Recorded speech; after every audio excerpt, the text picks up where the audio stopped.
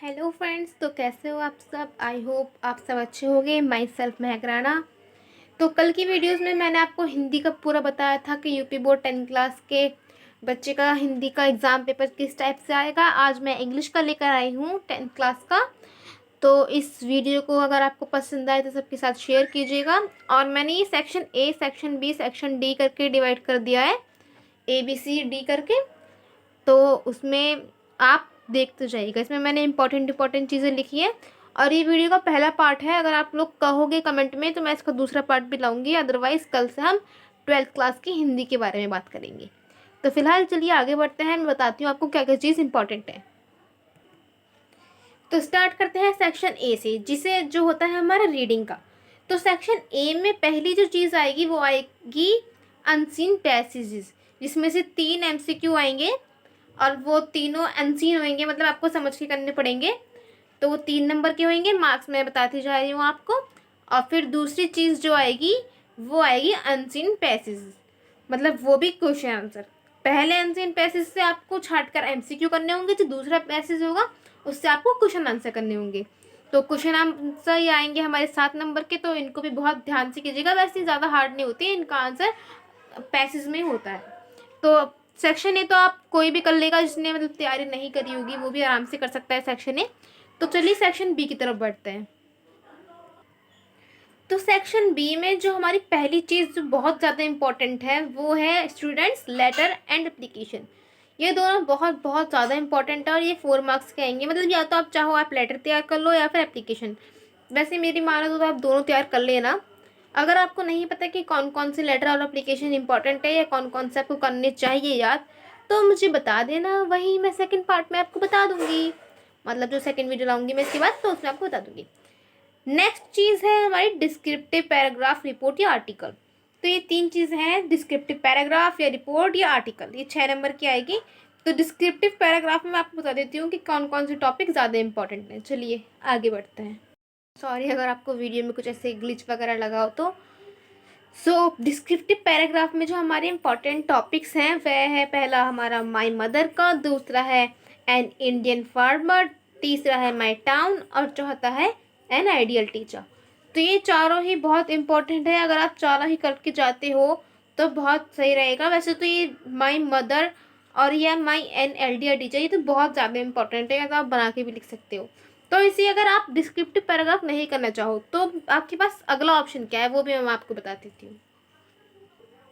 देखिए, अगर आप डिस्क्रिप्टिव पैराग्राफ नहीं करना चाहते तो आप आर्टिकल राइटिंग भी कर सकते हो, जिसमें हमारा इंपॉर्टेंट है ये 4 टॉपिक दिए रही हूँ मैं आपको। इन चारों को तैयार कर लीजिएगा। चारों ही बहुत ईजी हैं। दो, पहला है the important of school library, दूसरा है a visit to a zoo sorry I visit to a zoo, और तीसरा है अ बर्थडे पार्टी, और फोर्थ है हमारा इम्पोर्टेंस ऑफ एक्सरसाइज। तो ये चारों बहुत इंपॉर्टेंट है, इन चारों को भी आप देख लीजिएगा। तो चलिए बढ़ते हैं सेक्शन 3, क्या क्या बोल रही हूँ मैं, सॉरी गाइस। तो चलिए बढ़ते हैं सेक्शन सी की तरफ।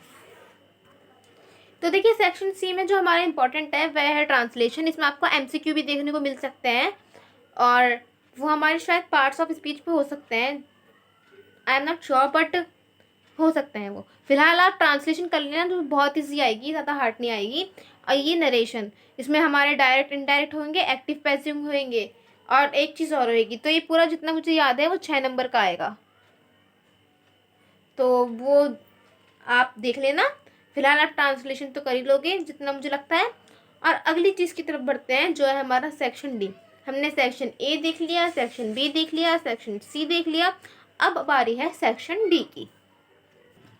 तो देखिए सेक्शन डी जो है हमारा वो होएगा लिटरेचर का। तो इसमें बच्चों को बहुत ज़्यादा कन्फ्यूज़न रहती है और वो सोचते हैं हम कैसे करेंगे कैसे करेंगे। तो मैं बता देना चाहती हूँ, आप पहले तो सेंट्रल आइडिया तैयार कर लेना पोएट्री में। सेंट्रल आइडिया या फिर 4 लाइन की कोई पोयम, इनमें से जो आप याद करना चाहो वो कर सकते हो। और मैं आपको बता दूंगी कौन कौन से चैप्टर इंपॉर्टेंट है। जितना मुझे ध्यान है अब तक डस्ट ऑफ स्नो भी इम्पॉर्टेंट है, आप उसको भी देख लेना। और इसमें आएंगे हमारे MCQ। हाँ, एंड MCQ ने बड़ा दिमाग ख़राब कर दिया, सही सोच रहे हो आप लोग, MCQ इसमें भी आएंगे। और फिर हमारी जो अगली चीज़ होगी वो है शॉर्ट आंसर टाइप क्वेश्चन। तो इनकी 2 आएंगे शॉर्ट आंसर टाइप क्वेश्चन, मैं बता देती हूँ। अगर आपने कुछ भी नहीं पढ़ा है अब तक, कुछ भी, तो आप पहला दूसरा तीसरा चैप्टर तो पढ़ के ही जाना। इनसे ही हमारे शॉर्ट आंसर टाइप क्वेश्चन आएंगे, और इनको बिल्कुल भी स्किप मत करना। अगर आप थोड़ा बहुत भी लिखते हो तो एग्जामिनर आपको नंबर देगा। एग्जामिनर खुद चाहता है कि मैं बच्चे को नंबर दूँ, एग्जामिनर नहीं चाहता, ओ सॉरी, एग्जामिनर नहीं चाहता कि मैं फेल करूँ। बट अगर आप फेल होना चाहते हो तो आप कुछ मत लिख के आना, लिख देना राम राम, ठीक है। तो अगला है लॉन्ग आंसर टाइप क्वेश्चन, जो आएगा सिर्फ एक ही आएगा, और ये भी आप बस पहला दूसरा तीसरा चैप्टर पढ़ लेना, तो वो आप कर लोगे लॉन्ग क्वेश्चन।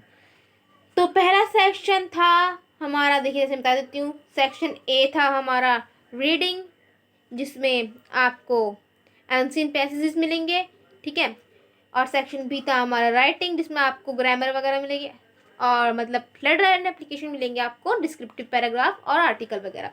सेक्शन सी है हमारा ग्रामर एंड ट्रांसलेशन, इसमें आपको नरेशन मिलेगी, direct indirect, active passive voice और ट्रांसलेशन मिलेगी।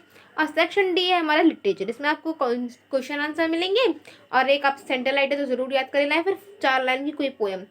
और पहला दूसरा तीसरा चैप्टर तो आप पढ़ के जाना, ताकि मतलब ऐसे आप करना चाहो तो आप कर दो, अदरवाइज अगर आप नहीं लिख के आओगे तो आप बहुत नंबर गवा बैठोगे। तो आज की वीडियो में बस इतना ही, मिलते हैं कल किसी और टॉपिक के साथ न्यू वीडियो में। तब तक के लिए पढ़िए, और अगर आपको वीडियो पसंद आई हो तो मेरे चैनल को सब्सक्राइब कर लीजिएगा, सबके साथ शेयर कर दीजिएगा, लाइक कर दीजिएगा। So thanks for watching guys.